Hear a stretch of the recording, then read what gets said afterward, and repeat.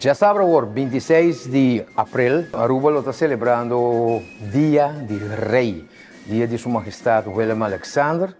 Caminha lo tem como governo, nós preparamos um evento para celebrar isso aqui, com uma manhã protocolário, com um lugar na Praça Wilhelmina, começando por 8 horas de manhã, caminha nós tem presença de corpo militar, militar corps, e também nós temos presença de Pathfinders como grupo uniformado. Lohiba palavra é ainda aqui presidente do parlamento, presidente seu desejo para a Casa Real, muito especialmente para ele, e ministro presidente também lo elaborar pouco arriba nos laços na Holanda e nos laços na Casa Real, e mais seguro bem especialmente para Sua Majestade Rei Willem Alexander.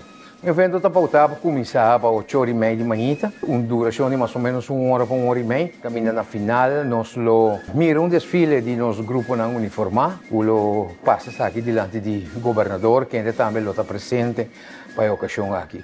Nós também o povo de Aruba, em geral, para celebrar junto com nós o Dia de Rei aqui já sábado, o 26 de abril.